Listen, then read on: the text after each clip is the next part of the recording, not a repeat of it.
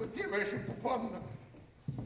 И тя ме родила там на нивата и с ръждивия съп ме отрязала топната връв. Дано се инфектирам, ама като си нямам късмет. Че Чудомир ще бъде винаги актуален, защото той се занимава с недъзите на обществото българското, като обаче това го прави по един много красив начин, без да е обидно, без да ни боли от това, просто заостря вниманието ни върху пороците ни, които трябва да се опитваме да преодоляваме. И тъй като хората са си хора и винаги ще реагират по един и същи начин, за жалост, мисля, че по тази причина ще бъде актуален винаги. Освен това, Чудомир има много интересни, много ярки образи, много колоритни, много пъстри, много пълноценни са неговите герои. Нещо, което днеска липсва в обществото. Ние сме много унифицирани, много сме сиви, много сме мрачни, нещастни, обичаме да мрънкаме, непрекъснато се оплакваме. Не живеят по-лесно героите на Чудомир, но някакси много по-бързо преодоляват със смях, с шеги това си битие. Скоро прочетох, че в една от азиатските републики има Министерство на щастието. Аз мисля, че героите на Чудомир са си направили такова министерство. При тях каквото и да се случва, каквито и шеги да си правят, колкото и понякога обидно на пръв поглед да звучат, след 3 секунди те вече са ги забравили, прегърнали са се и заедно вървят към следващата щуротия, която да измислят. Ето това е причината. Струваме се, че живеем безлично и неинтересно. И искам да напомня, че всъщност предците ни са живеели далеч по-пъстро, далеч по-интензивно, ако щете.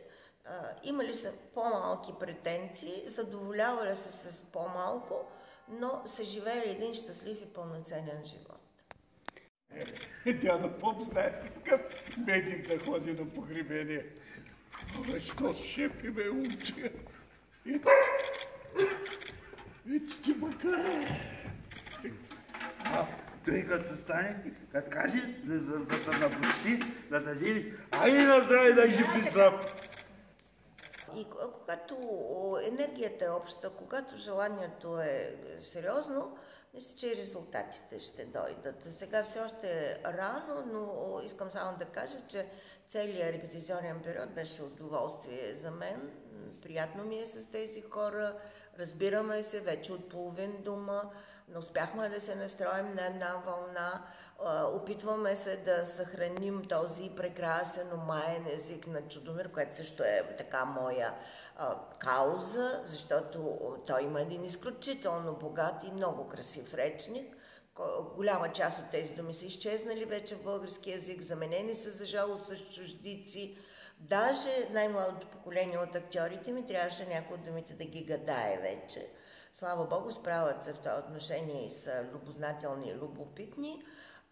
И да, надявам се на един много хубав резултат. Надявам се също така да възвърнем интереса към Чудомир, защото той е съществувал. След това дойде едно поколение, в което някак си изчезна този интерес, заменен от други далеч по-комерциални автори.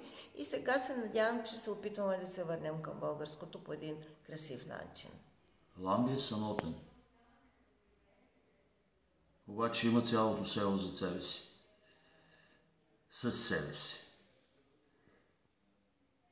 Затова и държи тая кръчма, не за да се храни от нея. Това е за него.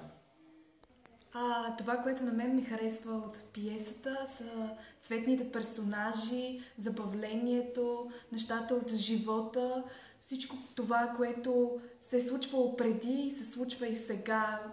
Човек може лесно да препознае старите неща в днешно време. Също така красивия и забавен текст на Чудомир. Може да видите абсолютно всичко това, което го има днес, което го е имало винаги, просто под различна форма предоставено и се надяваме да ви харесва. Любимото ми изречение от самата пиеса е: добре, че не сме от тия. Аз се чудя до сега, защо Чудомир не е филмиран. Значи и Вазов, и Йовков, и Елин Пелин, всичките са така, по всички има кинопродукции. Чудомир до сега не е правен на филм. Хайде, но от театъра да му тръгне към киното. Чудомир си е Чудомир. Боят на стату казарцани, ето ги близо нашите душмани. Кураж, дружина, гръмна сговорна, ние сме веке рая покорна.